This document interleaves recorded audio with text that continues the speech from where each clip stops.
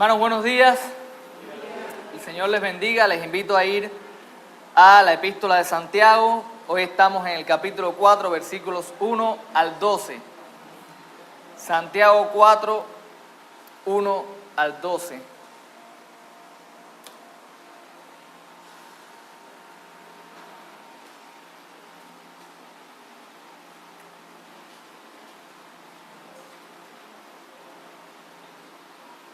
¿Estamos ahí? Dice así la palabra del Señor. Hago una acotación antes de leer. Estaré leyendo, habitualmente les leo Reina Valera, pero hoy no voy a estar leyendo Reina Valera porque creo que la idea de este pasaje se va a entender mejor en la versión que voy a estar tratando. Así que si usted ve un poquito de disonancia, me va siguiendo ahí. Creo que va a ser más claro la versión que voy a estar leyendo en esta mañana. Los que tengan algún dispositivo la puedan tener. Es la nueva Biblia de las Américas. Nueva Biblia de las Américas, ¿ok? Leemos allí. Dice así la palabra del Señor. ¿De dónde vienen las guerras y los conflictos entre ustedes? ¿No vienen de las pasiones que combaten en sus miembros? Ustedes codician y no tienen, por eso cometen homicidio. Son envidiosos y no pueden obtener, por eso combaten y hacen guerra. No tienen porque no piden. Piden y no reciben, porque piden con malos propósitos para gastarlos en sus placeres. Oh almas adúlteras, ¿no saben ustedes que la amistad del mundo es enemistad hacia Dios? Por tanto, el que quiere ser amigo del mundo se constituye enemigo de Dios. ¿O piensan que la Escritura dice en vano? Dios celosamente anhela el Espíritu que ha hecho morar en nosotros, pero Él da mayor gracia. Por eso dice, Dios resiste a los soberbios, pero da gracia a los humildes. Por tanto, sométanse a Dios, resistan pues al diablo y huirá de ustedes. Acérquense a Dios y Él se acercará a ustedes. Limpien sus manos, pecadores, y ustedes de doble ánimo, purifiquen sus corazones. Aflíjanse, lamenten y lloren, que su risa se convierta en lamento y su gozo en tristeza. Humíllense en la presencia del Señor y Él los exaltará. Hermanos, no hablen mal los unos de los otros. El que habla mal de un hermano o juzga a su hermano, habla mal de la ley y juzga la ley. Pero si tú juzgas a la ley, no eres cumplidor de la ley, sino juez de ella. Solo hay un legislador y juez, que es poderoso para salvar y para destruir. Pero tú, ¿quién eres que juzgas a tu prójimo? Padre, gracias por tu palabra, bendita palabra, Señor. Te ruego nos hables en esta mañana, que trates con nuestro corazón, que seas con las propias imperfecciones y debilidades del predicador también, para que pueda ser fiel a tu palabra en este día. En Jesús. Amén. María llevaba varios años casada. Tenía un matrimonio muy bueno, porque se había casado con un hombre muy bueno. Es interesante la historia porque cuando su esposo la conoció, ella vivía en prostitución. Vivía en el mundo más bajo, en lo más bajo que podía llegar dentro de la sociedad. Su esposo nunca hubiese encontrado algo atractivo ni valioso en ella como para proponerle matrimonio, como para casarse con ella y hacer de ella con el tiempo la mujer que hizo. Pero él, por alguna extraña razón, se casó con María. En él, pues ella encontraba toda la satisfacción a sus necesidades. Él proveía no solamente materialmente, sino espiritual y emocionalmente para ella. Pero con el tiempo, María comenzó a escuchar otras voces. Comenzó a escuchar a ese compañero de trabajo que la halagaba todos los días. Comenzó a dar oído a los piropos. Comenzó a dar oído a aquella voz que le hacía sentir tan bien y decirle cuán importante y valiosa era. Y poco a poco, sin darse cuenta, María se fue acercando más a este compañero de trabajo. Se dio cuenta que deseaba pasar más tiempo con el compañero de trabajo que con el esposo que la había amado de esa manera. Así que María un día despertó, ¿dónde? En otra cama. Se dio cuenta de su error.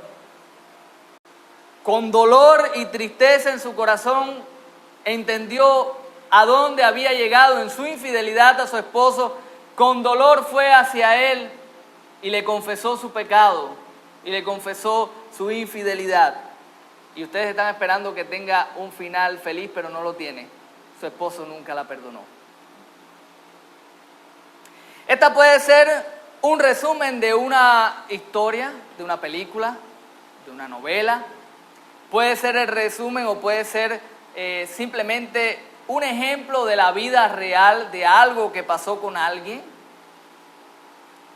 Pero en esta mañana, esta historia es un ejemplo y una ilustración de nuestra relación como pueblo de Dios con nuestro Señor. Hay muchas similitudes y hay una gran diferencia en la historia. Nosotros como pueblo de Dios, la imagen, la ilustración del matrimonio es usada en las Escrituras para referirse al pueblo de Dios como ¿qué? Como la esposa del Señor. En el Antiguo Testamento Israel era llamada la esposa de Dios. Hay muchas enseñanzas en el Antiguo Testamento donde Dios hace ver a Israel su infidelidad como la infidelidad de una esposa a su esposo. Hay muchas enseñanzas en las Escrituras que nosotros podemos ver que Dios decidió amar a este pueblo incondicionalmente, a pesar de que no había nada valioso en él. La Escritura nos enseña que la iglesia es la novia ¿de quién? De Cristo. Nosotros, al igual que la mujer de esta historia, Dios no vio nada, absolutamente nada hermoso, bello, valioso para Él decidir amarnos. ¿Sí o no? En estas cosas, nuestra vida se parece mucho a la de esta mujer. Y se parece también en el hecho de que muchas veces, a pesar de que estamos completos en Cristo y nuestra vida puede ser satisfecha en todos los sentidos en Él, nosotros comenzamos a oír las voces de un mundo que comienza a sembrar en nuestros corazones valores que no son los valores de Dios. Y poco a poco nosotros intimamos con ese mundo. Y poco a poco nos vamos haciendo amigos de ese mundo. Y poco a poco caemos en la infidelidad hacia nuestro Dios. Se parece nuestra vida como creyentes a la vida de María. Pero hay una gran diferencia. Cuando María fue confrontada y cuando María entendió el punto al cual había llegado y fue a su esposo, no encontró perdón en su esposo. Aquí está el cambio y aquí está la gran diferencia entre su historia y la realidad de nosotros como iglesia. En lo que ocurre cuando el pueblo de Dios entiende su infidelidad y acude al Señor. Ahí está la diferencia. Y en esta mañana yo quiero comenzar el sermón diciéndote qué ocurre en ese punto y poder exponértelo a la luz de este pasaje. Y quiero que escuchemos todos esto que quiero que quede grabado en nuestros corazones en esta mañana. Nosotros podemos acudir arrepentidos ante Dios porque su gracia es mayor que nuestra infidelidad. Cuando nosotros como pueblo de Dios, al igual que la mujer de esta historia, entendemos que hemos sido infieles al Señor, cuando nosotros llegamos a ese punto, nosotros tenemos que tener esta realidad presente en nuestros corazones. Nosotros podemos acudir arrepentidos delante de nuestro Dios, porque su gracia es mayor que nuestra infidelidad. Y Santiago nos enseña esto y quiero que primero que nada notemos cómo Él lo va a hacer. En primer lugar, vamos a ser confrontados con nuestra infidelidad. Y en segundo lugar, vamos a ser llevados o se nos va a apuntar hacia lo que tenemos que hacer con eso. Lo que Santiago hace con los lectores de la carta es eso, les muestra en primer lugar su infidelidad, les hace saber que han sido infieles al Señor para después decirle, ahora que lo sabes, ahora que eres consciente, esto es lo que debes hacer. Y eso, de esa manera nosotros también vamos a ver el pasaje en esta mañana. En primer lugar, quiero que veamos la infidelidad expuesta. La infidelidad expuesta en los versículos 1 al 6. Lo que nosotros tenemos en los versículos 1 al 6 es como una radiografía, ¿verdad? Yo recuerdo cuando era niño, en mi pueblo, un niño comenzó a sentirse muy mal, lo llevaron al médico, el médico le hizo una radiografía, y en esa radiografía, en su estomaguito, había un tirafondo así. El médico sabía que se sentía mal, pudo ver los síntomas, pero los síntomas no son el problema. Él hizo una radiografía y él descubrió que había un problema en el interior de ese niño que era lo que estaba provocando todos los síntomas que se estaban viendo en el niño. De igual manera, Santiago ha detectado un síntoma no, varios síntomas y síntomas muy feos en estas personas a las que él ha estado escribiendo. Los receptores de la carta, y si nosotros podemos de alguna manera recapitular un poco y recordar las cosas que hemos estado viendo hasta hoy, estaban haciendo un mal uso de la lengua, lo comienza a hablar desde el capítulo 1, después lo profundiza en el capítulo 3, estaban haciendo favoritismos unos con otros, estaban poniendo o no estaban poniendo en acción su fe. ¿Recuerdan cuando hablábamos de que Santiago decía, muéstrame tu fe por tus obras? O sea, sí, yo tengo fe, pero su fe no estaba dando un fruto en su vida de compasión, de misericordia con sus hermanos. Había una conducta, como vimos la semana pasada, que reflejaba una sabiduría que era del mundo. Todos estos síntomas feos en la iglesia a la cual Santiago está escribiendo tienen causas. Al igual que cualquier, y aquí en nuestra congregación hay doctores, saben que los síntomas no son el problema.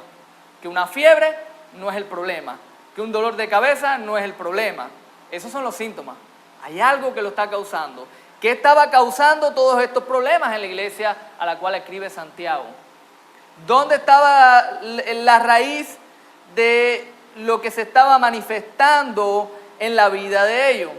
Bueno, Santiago nos lo dice. Y nos lo dice con dos preguntas. Primero, les hace una pregunta que podríamos llamarle una especie de pregunta para hacerles reflexionar. ¿De dónde vienen las guerras y los conflictos entre ustedes? Hay problemas, hay conflictos, hay cosas que están pasando entre ustedes. ¿De dónde vienen? Y hace otra pregunta retórica donde responde a la primera. ¿No vienen de las pasiones que combaten en sus miembros? La respuesta es sí. Es una pregunta retórica. ¿No vienen de ahí? ¿Acaso no son las pasiones que están entre ustedes las que provocan o de donde vienen todos los conflictos y problemas que ustedes están enfrentando? Santiago le está diciendo, es evidente que hay problemas, es evidente que hay conflictos entre ustedes. Ahora yo te voy a decir de dónde es, te voy a hacer la radiografía. Lo que hay dentro de tu corazón es lo que causa los conflictos y los problemas. Y lo que hay dentro de tu corazón, dice Santiago a sus lectores, es que hay pasiones. Y la palabra pasiones nos habla de un deseo ¿cómo? Intenso, fuerte. Y en este contexto no es un deseo sano, no es un deseo santo, es un deseo pecaminoso, fuerte dentro de ellos. Y ese deseo y ese anhelo pecaminoso dentro del corazón de estos hermanos es la fuente de la cual están brotando todos los problemas y conflictos que ellos tienen entre ellos, valga la redundancia. Si tú te has preguntado alguna vez entonces, ¿por qué tengo conflictos? Y de hecho, si los tienes quizás muchas veces no te has preguntado por qué. Están los conflictos, hay problemas, hay conflictos en la casa, hay conflicto con el esposo, hay conflicto con la esposa y con los hijos, y peleas van y peleas vienen. ¿Alguna vez te has preguntado por qué? La respuesta es porque hay deseos en tu corazón, pasiones que están combatiendo en tu corazón y que se están expresando en esos conflictos que tú estás viendo. Y Santiago nos lo explica. Santiago es un maestro excelente. Él nos muestra a partir del versículo 2, dice, ustedes codician ¿y qué? Y no tienen. Por eso, ustedes codician y no tienen. Por eso cometen homicidio. Yo no creo que Santiago esté hablando expresamente de que ellos estén matando literalmente a los demás, aunque el asesinato y el homicidio proviene de lo mismo, de los mismos deseos pecaminosos que batallan. Usted recordará el ejemplo de David. ¿Cómo terminó David la historia con Betsabé? Mandando a matar a Urías Eteo. Todo comienza con pasiones en el corazón que al no ser satisfechas terminan en acciones que desagradan a Dios. Recuerden que matar a una persona o tener sentimientos homicidas contra una persona no es solamente quitarle la vida. En el Sermón del Monte Jesús dice que no matarás es mucho más que arrancarle la vida a una persona, literalmente. Odiarla, odiar a la persona es contado en la palabra de Dios como ser un homicida. Yo no creo que los hermanos literalmente estuviesen matándose unos a otros, pero sí creo que en esos pleitos, esas contiendas y esos sentimientos que estaban albergando hacia su prójimo, estaba el pecado del homicidio. Y Santiago dice, ustedes quieren cosas, las codician, y como no las pueden obtener, terminan con estos deseos. Ese es el hombre o la mujer que en un centro de trabajo está loco porque despidan al compañero de trabajo porque quiere su puesto. Y en su corazón alberga incluso fantasías de si se muriera o le pasara cualquier cosa para que no estuviese y él pudiese alcanzar ese puesto. Ese es el pastor que le hace la vida imposible a un hermano en la iglesia que Dios está mostrando que está llamado al ministerio, pero que quizás predica mejor que él y está en su corazón rabioso y buscando la oportunidad para expulsarlo de la iglesia, porque en su corazón está el mal deseo de satisfacer su necesidad de sentirse grande y valioso y no quiere a alguien que le haga sombra. Esa es la raíz de los problemas, hermano. Codician y como no tienen, comete homicidio. Son envidiosos y no puede obtener por eso, porque no puede obtener, combaten y hacen guerra. Usted recordará a Saúl, era el rey de Israel. Pero cuando apareció alguien y que él supo que ese alguien iba a ser el rey de Israel, su vida fue un infierno. Comenzó a perseguir y a tratar de asesinar a David, porque él codiciaba y deseaba cosas y había alguien que al parecer iba a tener eso que él quería. Hermano, Santiago nos está mostrando de una manera clara lo que ocurre, cuál es la realidad, qué es lo que provocan las guerras y los conflictos entre nosotros, ya sea en el seno de la iglesia, del hogar, en el trabajo, donde sea. Este es el problema, más específicamente obviamente en el contexto del pueblo de Dios, porque él está hablando del pueblo de Dios, está diciendo entre ustedes, pero la raíz es la misma. Santiago incluso dice, ustedes no tienen porque no piden, no tienen, dice al final del versículo 2, porque no piden. ¿Y qué pasa? Que piden y tampoco reciben. No se lo piden a Dios, pero cuando se lo piden no lo reciben. ¿Y por qué no lo reciben? Porque aún cuando van y le piden a Dios están esos mismos malos deseos y le están pidiendo a Dios para satisfacer esos mismos malos deseos. Le están pidiendo a Dios que Dios les provea, les ayude, les bendiga para satisfacer deseos y anhelos que son pecaminosos. Y Dios no va a contestar jamás a eso. Toda esta erupción de malos pensamientos y anhelos pecaminosos en el corazón es como un volcán que estalla y estalla en problemas y conflictos. Y alguno dirá, bueno, mi problema no es ese, mi problema es que me molestan, mi problema es que mi esposo me saca del paso, mi problema es que mi esposa me altera. Mi problema es que fulano o mengano me tiene la vida hecha un yogur. Otro dirá, no, el problema no es ese, pastor. Mi problema en realidad es que he tenido una infancia muy dura. A mí me maltrataban mucho cuando era niño. Mi padre me abandonó cuando tenía 6 años de edad. Yo crecí sin un padre. Y todo ese dolor que llevo albergando en el corazón se manifiesta ahora y yo hago estas cosas. Otro podría decir, no, yo no tengo ese problema. Lo que pasa es que yo tengo mucho celo por las cosas de Dios y me altero. Porque veo que las cosas... Entonces cuando viene el hermano y está jugando con la batería, yo me altero porque tengo celo por las cosas de Dios. Dios dice, no es nada de eso. El problema es el pecado en tu corazón.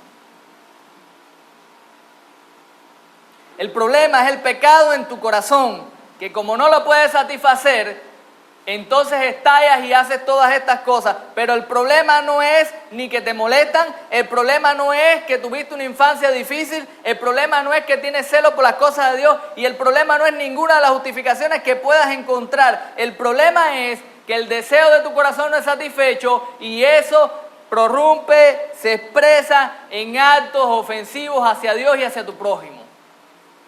Matas, combates, haces guerra, porque no puedes alcanzar lo que quieres, porque no logras lo que anhelas en el corazón, porque eres un esposo que quiere que tu esposa te respete y no te respeta, porque no te sientes lo suficiente hombre si no te muestran respeto y entonces te fajas. No, es que mi esposa no me respeta. Puede ser verdad que no te respeta, pero tu bronca con tu esposa no es porque no te respeta. Es porque tú quieres ser respetado, quieres sentirte importante y valioso y grande y muy macho. Y por eso haces eso. Yo no estoy hablando de nadie en general, estoy hablando de la realidad, porque alguien diga, no, el pastor está hablando de alguien. Yo no estoy hablando de nadie. Ni siquiera María en esta historia es real. ¿Ok? Si Dios te está mostrando algo, eso es cosa de Dios, porque no estoy hablando de nadie en específico.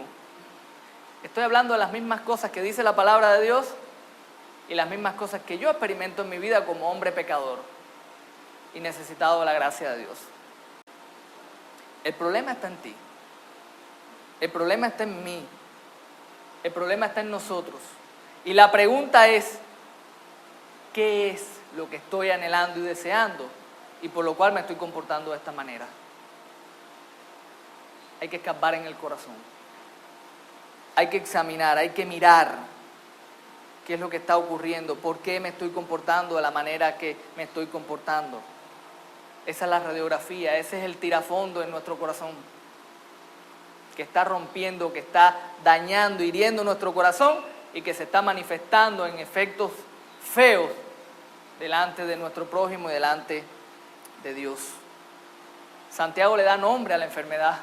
No solamente dice, hay esto, mira lo que está pasando, por eso ocurre lo demás, sino que esto tiene nombre. Y si te parece fuerte todo lo que hemos visto hasta ahora, Santiago es más duro todavía. Él dice, versículo 4, oh almas adúlteras, infieles.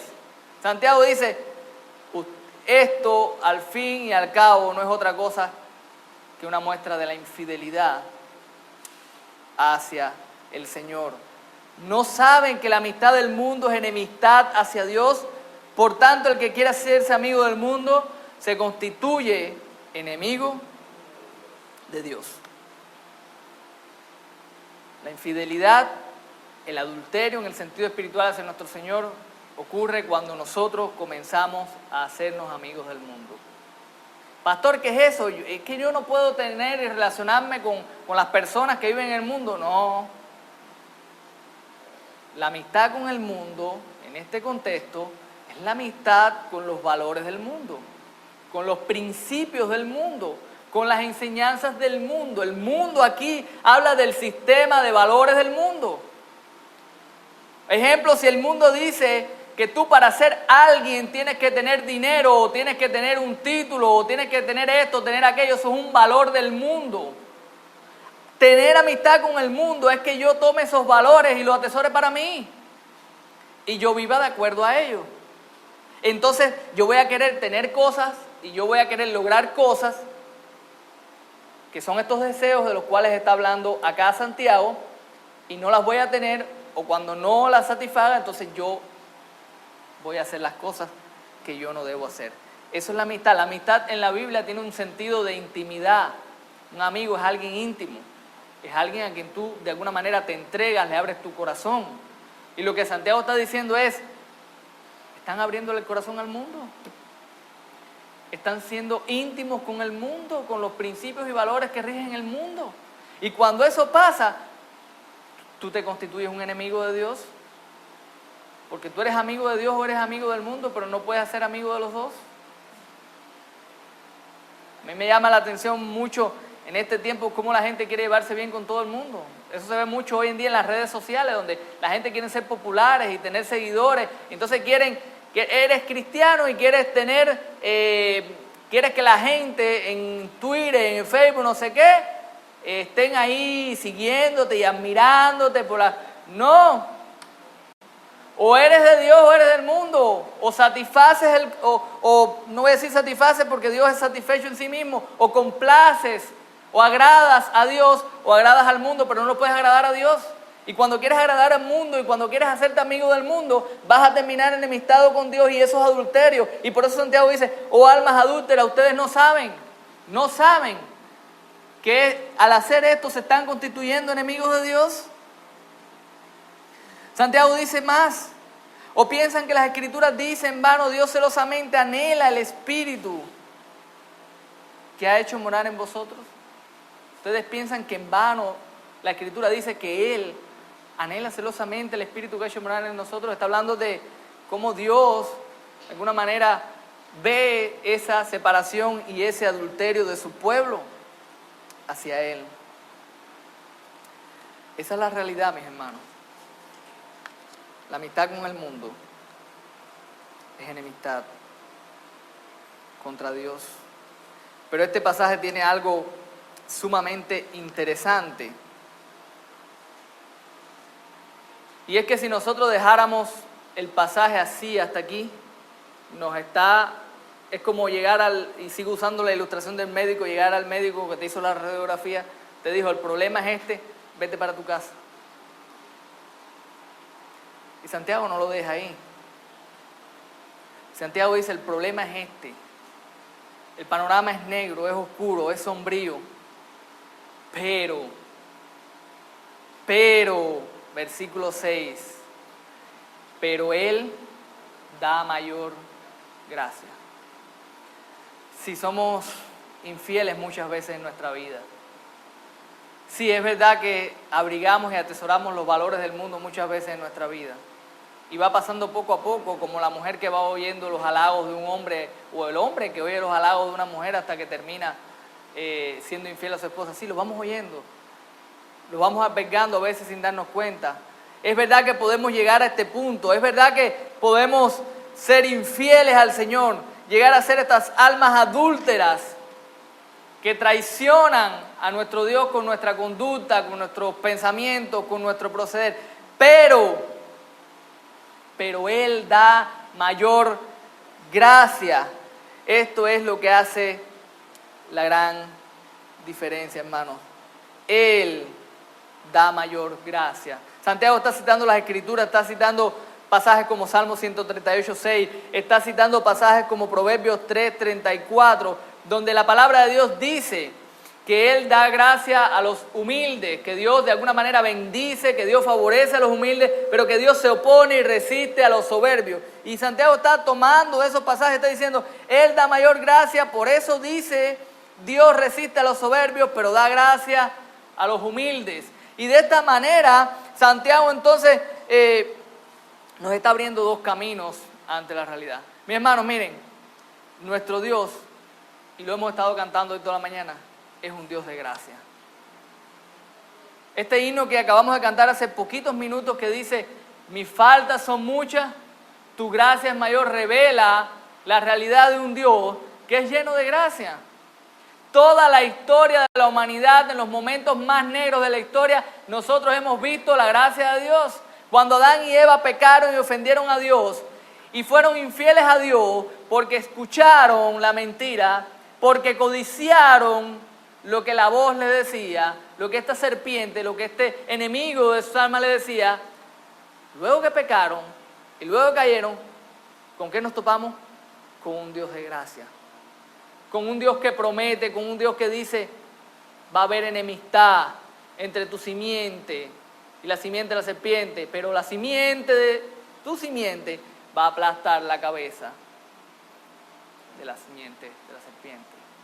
Cuando Dios decidió raer el mundo porque el deseo de los corazones de todos era malo, hay un hombre que haya gracia delante de Dios, llamado Noé.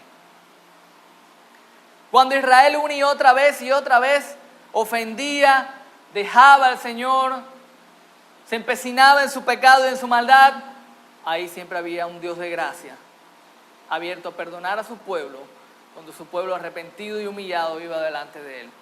Pero la mayor manifestación de la gracia de Dios está en la persona de Cristo. Dice Juan que Él vino lleno de ¿qué? De gracia y de verdad. Donde nosotros vemos el brillo de la gracia de Dios con mayor esplendor en la cruz del Calvario, cuando Dios entrega a su Hijo para que personas como tú y yo, infieles por naturaleza, alcancemos salvación. Para que personas como tú y yo hoy podamos ser llamados pueblo de Dios.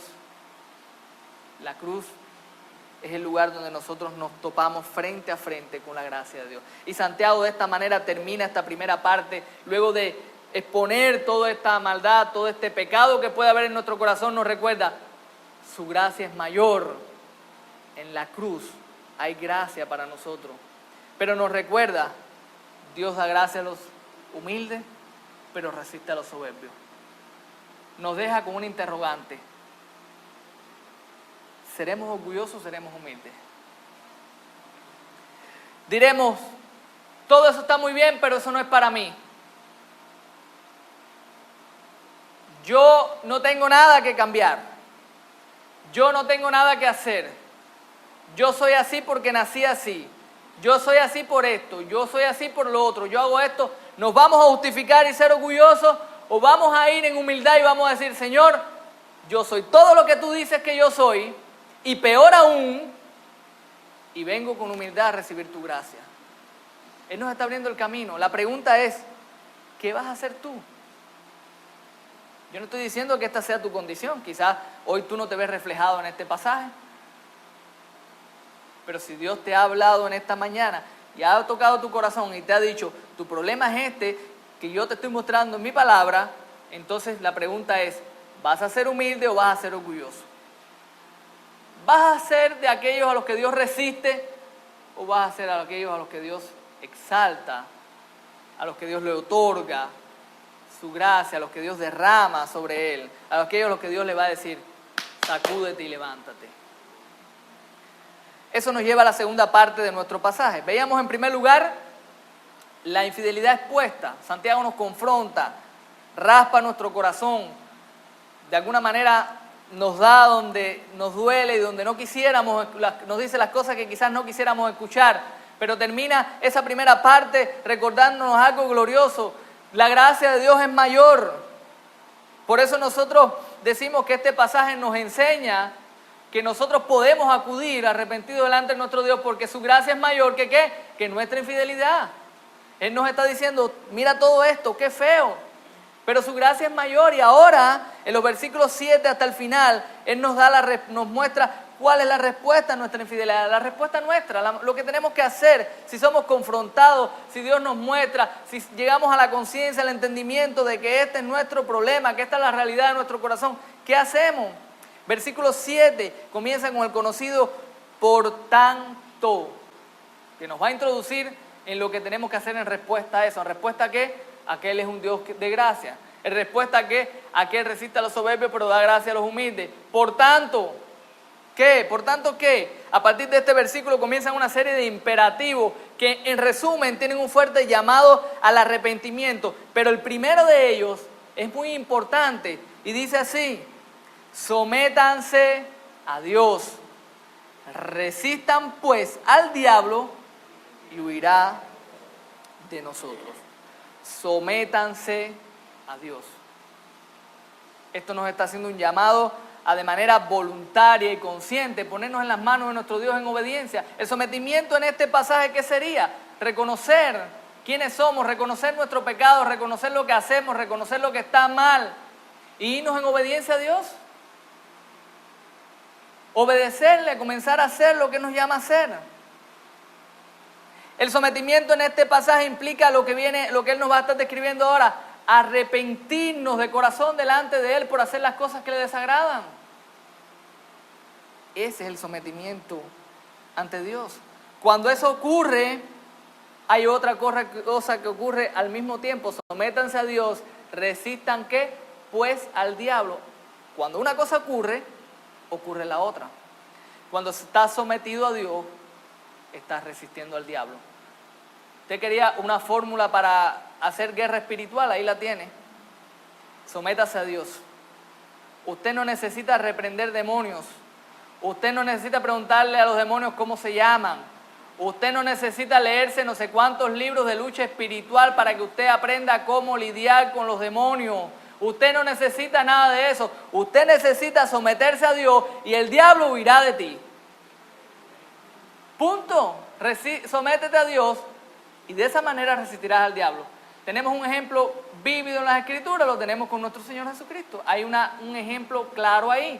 Cuando el Señor es tentado por el diablo, Él no lo reprende, Él no forma todo ese andamiaje y todos esos misticismos que nosotros vemos por ahí. Sencillamente, ¿qué dice? Tú dices tal cosa, pero escrito está. Confía en el Padre, confía en la palabra y obedece la palabra. Nuestro Señor es un ejemplo de lo que es obedecer y someterse a Dios. Dice la Escritura que Él se sometió al Señor completamente, hasta el final, hasta la muerte y muerte de cruz. Cristo va a la cruz en obediencia al Padre, completa y absoluta. Cuando tú haces esto, tú no tienes que temer ningún tipo de lucha y ataque satánico en tu vida, porque eso no va a ocurrir. En nuestro caso, eso sería, el mundo me dice, oye, tú eres importante si haces esto, otro. Someterse a Dios implicaría. Dios dice que no. Dios dice que mi valor está en Él. Dios dice que mi satisfacción está en Él. Mira, si tú te acuestas y tienes relaciones sexuales con esta persona, si traicionas a tu esposa, ¿lo vas a pasar bien? No. Su palabra dice que es pecado. Eso no me va a hacer ningún bien, eso va a dañar, eso va a herirme, eso va a herir a mi familia, eso va a ofender a Dios. Las voces del mundo siempre nos van a estar diciendo cosas. El diablo va a estar constantemente bombardeando nuestras mentes y corazones con los valores de este mundo. La manera de luchar contra eso es sométete a Dios. Sométete a Dios. Y en este pasaje específicamente ese sometimiento debe llevarnos entonces a un arrepentimiento profundo y sincero por la manera en que hemos estado viviendo. Noten cómo continúa diciendo a partir del versículo 8, acérquense a Dios y Él se acercará a ustedes. Acérquense a Dios y Él se acercará a ustedes. Miren todas las imágenes bellas que usa Santiago aquí. Limpien sus manos, pecadores. Y ustedes de doble ánimo purifiquen sus corazones. Aflíjanse, lamenten y lloren. Que su risa se convierta en lamento y su gozo en tristeza. Todo evoca, son imágenes hermosas del Antiguo Testamento, de la manera en que el pueblo de Dios cuando se afligía mostraba su arrepentimiento, en ocasiones se rompía la ropa, se echaba ceniza, se echaban tierra en la cabeza, mostraban un dolor profundo por lo que habían hecho. Tú no tienes que romper la ropa ni echarte tierra en la cabeza, pero el llamado es a que te arrepentas de corazón delante del Señor. Ni siquiera tiene que saberlo nadie aquí. Eso entre tú y Dios, pero lamenta. Si Dios ha retratado hoy tu vida, lamentate delante del Señor. Que tu risa se convierta en lamento. Purifícala, limpia las manos. Las manos son con lo que tocamos, con lo que hacemos cosas. O sea, es un llamado a dejar de hacer cosas que desagradan a Dios. Límpiala. Purifica el corazón a los de doble ánimo. ¿Quiénes son los de doble ánimo? Los que quieren quedar bien con Dios y con el mundo. Los que están cogiendo de aquí y quieren estar recibiendo de los dos lados y estando en buenas con los dos lados. Purifícalo, significa tu corazón es para Dios, tu vida es para Dios, tu complacencia es para Dios, no es para el mundo. Es para complacerle a Él, es para agradarle a Él. Es un llamado profundo al arrepentimiento. ¿Cómo responderías tú? ¿Cuál sería tu actitud ante lo que Dios te está enseñando en esta mañana? ¿Es eso todo, pastor? No, no es eso todo. El pasaje termina en los versículos 11 y 12. Y como que hay hermanos que son más perspicaces estarán pensando, esto está un poco desconectado ahora. Porque ahora de pronto en el versículo 11 dice, hermanos, no hablen mal los unos de los otros. Y empieza a hablar ahora de, vamos a volver al inicio. Hay guerras y conflictos entre ustedes. Santiago nos ha estado llevando, nos mostró la realidad de nuestro corazón, nos mostró que debemos someternos a Dios Y el versículo 10 termina, humíllense en la presencia del Señor y Él los exaltará. Nos llevó a este punto, pero cuando eso ocurre, eso se va a tener que proyectar también, después de arreglar las cuentas con nuestro Dios, en arreglar esas cosas que hemos estado haciendo mal y que han traído conflictos y problemas entre los hermanos. Santiago dice, no hablen mal los unos de los otros. No hablen mal. El que habla mal de un hermano, juzga a su hermano, habla mal de la ley y juzga la ley. ¿Se está poniendo por encima de la ley de Dios? Una ley que se resume en amar a Dios como a ti mismo y amar a Dios por sobre todas las cosas, y amar al prójimo como a ti mismo. Santiago dice, si tú juzgas a la ley, no eres cumplidor de la ley, sino juez de ella. Y solo hay un legislador y juez que es poderoso para salvar y para destruir. ¿Quién es? Es el único que legislador y juez. Y mira la pregunta con la que termina Santiago. Pero tú, ¿quién eres que juzgas a tu prójimo? ¿Quién eres tú? ¿Quién soy yo? ¿Quiénes somos nosotros? ¿Somos jueces? ¿Somos legisladores? ¿Quiénes somos nosotros? Nosotros somos la esposa que Dios tomó y que la tomó de la basura. Nosotros somos el pueblo que Dios tomó porque quiso amarnos y que no vio nada valioso en nosotros. Si tú no has llegado a entender quién eres tú, no puedes entender y nunca vas a tener gracia y misericordia hacia tus hermanos. En tanto tú pienses en tu corazón que hay algo de valor en ti que te haga superior a un hermano, jamás tendrás misericordia y amor hacia tus hermanos, jamás. Cuando tú entiendas la basura de persona que eres, tú vas a tener amor y misericordia hacia tus hermanos. Porque vas a entender que tú constantemente estás fallando, que tú constantemente estás ofendiendo. Cuando Andy nos predicaba y decía el pasaje, nosotros ofendemos muchas veces y de muchas maneras. No son 2 o 3 personas, todos lo hacemos. Yo ofendo a mi familia todos los días, yo ofendo a mi esposa todos los días, yo ofendo a mi hijo todos los días. Yo el otro día le tuve que pedir perdón a mi hijo. Hermanos, podemos acudir arrepentidos delante de nuestro Dios. Su gracia es mayor que nuestra infidelidad.